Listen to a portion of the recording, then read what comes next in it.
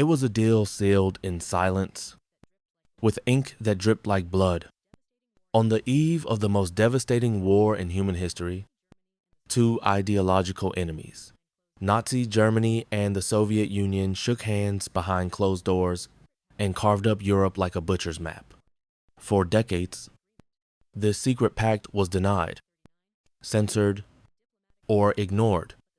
But what if this agreement, the Molotov-Ribbentrop Pact of 1939, was not just a diplomatic betrayal, but the single event that made World War II inevitable? What if the fall of Poland, the Holocaust, and even the Cold War all spiraled from this one moment when Hitler and Stalin set aside their hatred for convenience? The truth about this pact is more than a footnote. It is a crack in the moral universe of the 20th century. And today, it still echoes in the borders of Eastern Europe, in the fears of the Baltic states, and in the propaganda playbook of modern authoritarian regimes. So, what really happened in that room? And why did Stalin believe he could trust Hitler? The year is 1939. Europe is teetering. Adolf Hitler has already marched into the Rhineland, annexed Austria, and torn Czechoslovakia to pieces. Britain and France, the so-called guardians of European peace, had done little more than sign papers and utter warnings. The policy of appeasement, championed by British Prime Minister Neville Chamberlain, had failed to curb Nazi ambition. If anything, it had emboldened it. And in the East, another titan was watching. Joseph Stalin, cold, calculating, paranoid. The Soviet Union, still bleeding from the wounds of Stalin's Great Purge, feared encirclement. Japan threatened from the east, and Germany loomed in the west. Stalin was no stranger to realpolitik. To him, ideology was flexible. Survival was not. As spring turned to summer in 1939, war felt inévitable. Hitler's sights were set on Poland, the last major obstacle between Germany and Ribbentrop in the east. But he feared a two-front war.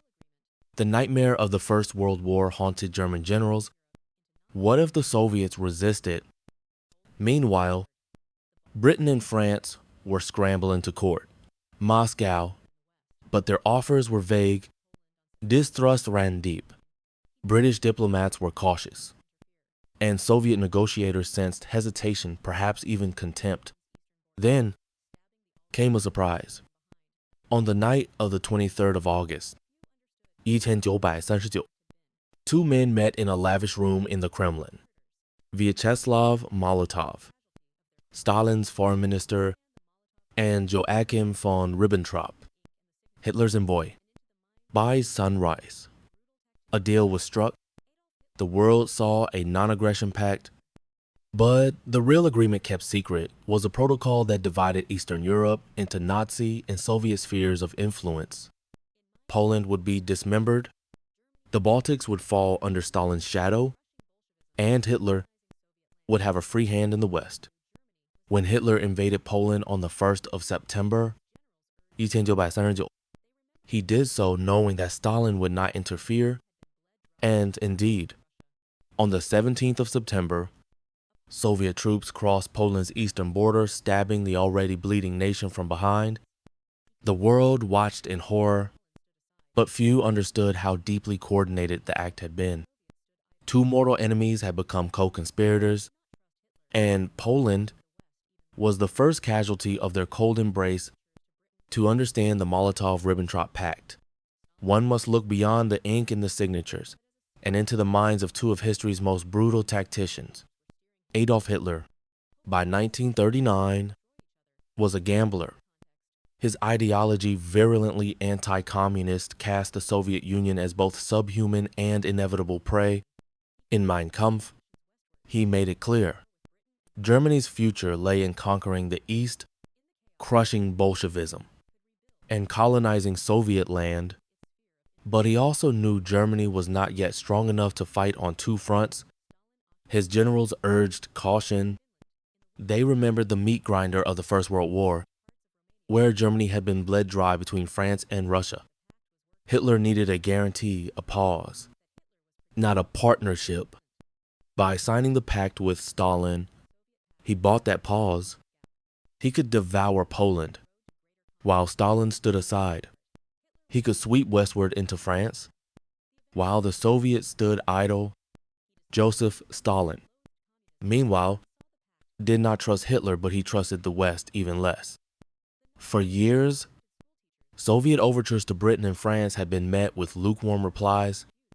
Stalin interpreted this not as incompetence, but as a sinister calculation.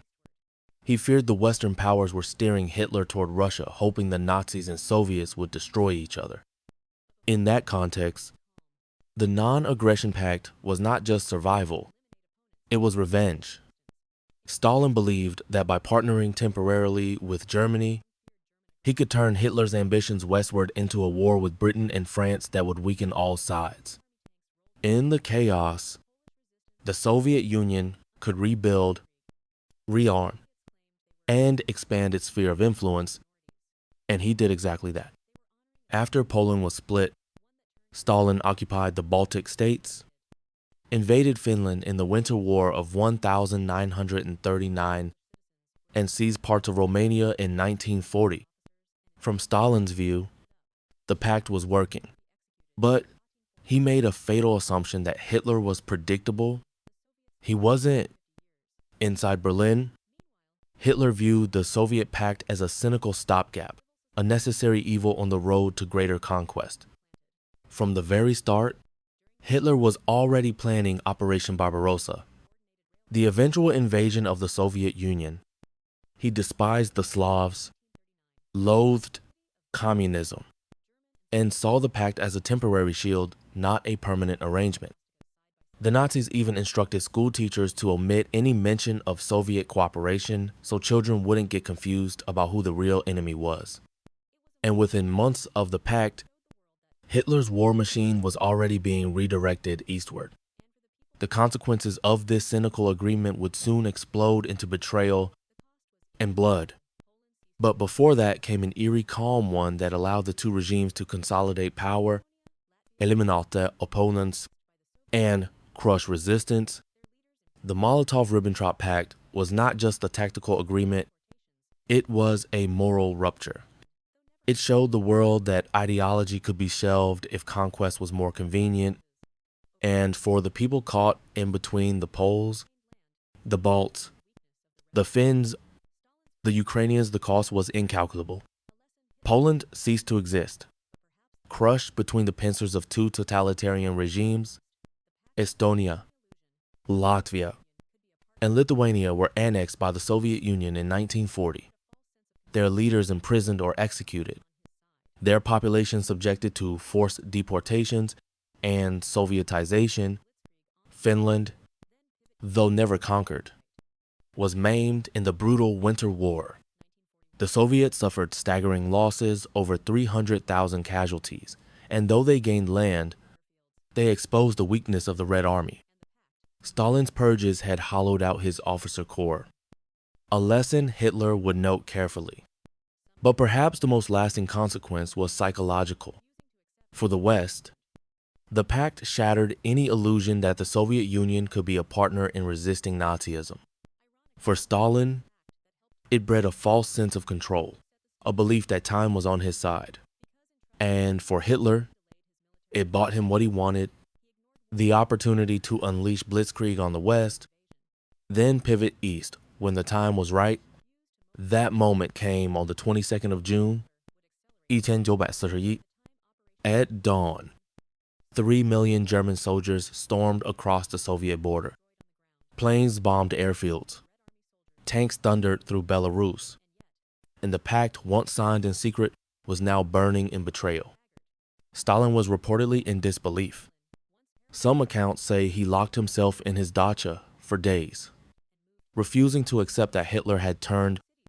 But Hitler had always intended to break the pact It was not a question of if only when. After World War II, the Soviet Union denied the secret protocol had ever existed. For decades, Moscow insisted that its occupation of the Baltics and eastern Poland was legitimate, even benevolent. Mentions of the pact were scrubbed from textbooks. Dissenting voices were silenced. Even the K-10 massacre was blamed on the Nazis until the Soviet Union finally admitted responsibility in 1990.